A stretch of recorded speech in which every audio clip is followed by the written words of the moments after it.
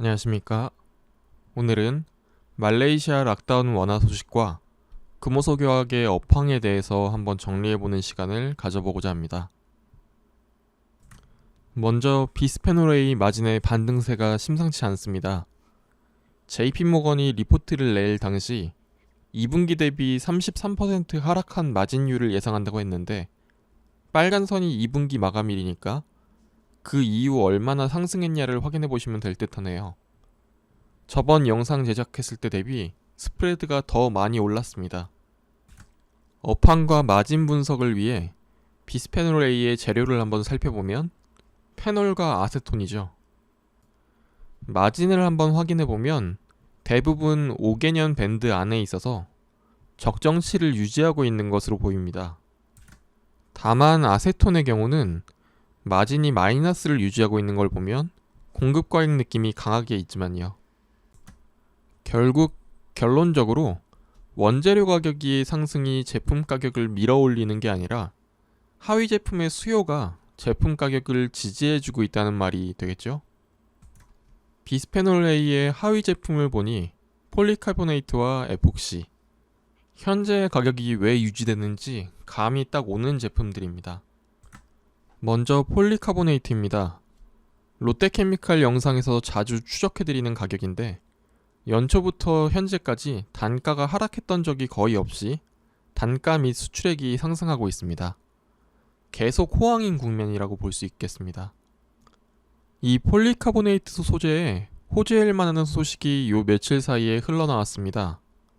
삼성의 주력 제품인 갤럭시 S21에 기존에는 가장 낮은 기본 모델에만 후면에 폴리카보네이트가 들어가고 플러스와 울트라 모델은 강화 유리가 들어갔었는데 새로 출시가 예상되는 갤럭시 S22에는 기본 모델뿐만 아니라 플러스 모델의 후면에도 폴리카보네이트 소재를 채택했다는 뉴스가 나오고 있습니다.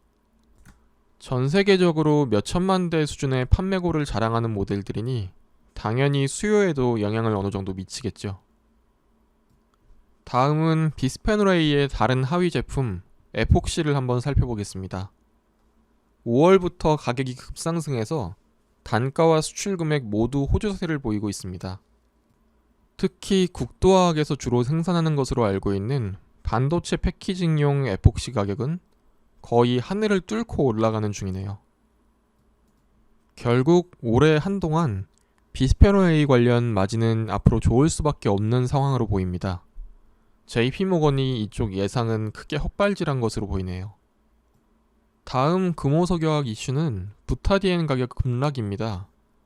9월 초순 이후 국내 부타디엔 가격이 급격하게 하락한 것으로 보이는데요.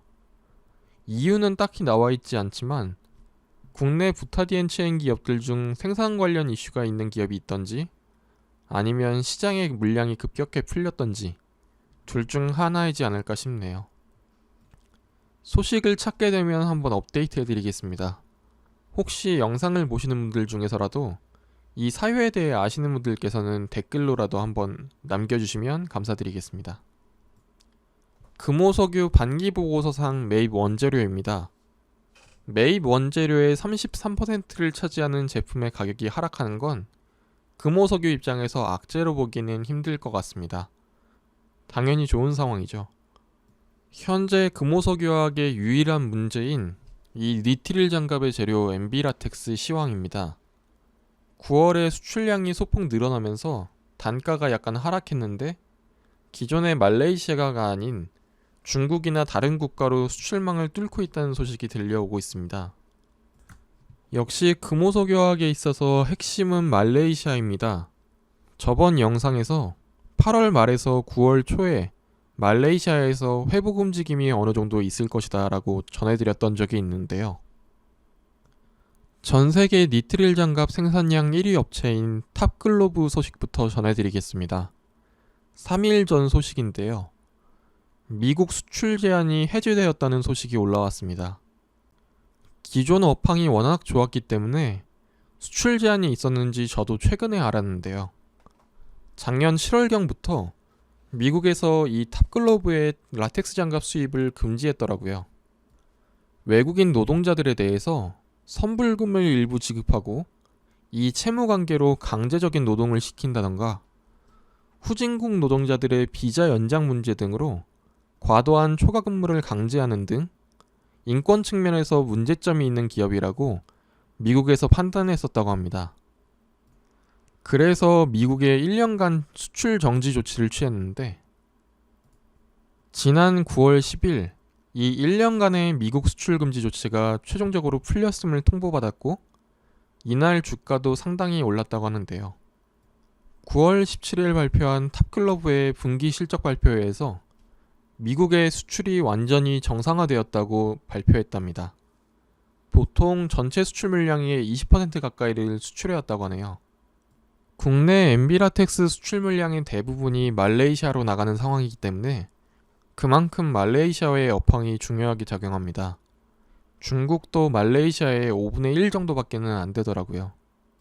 미국도 작년부터 이어진 니트릴 장갑 부족 사태에 어느 정도 충격을 받았는지 본격적으로 미국 내에도 제조 공장을 설립하고 장갑 생산에 본격적으로 나설 채비입니다. 기사 보시면 연방정부 차원에서 5천억 원가량의 생산 공장 설비 투자를 지원했다고 하네요. 2022년경부터 공장을 가동할 예정으로 중국 쪽 혹은 금호석유화학 쪽에서 재료를 수출하게 될 가능성이 상당하다고 볼 수 있겠습니다.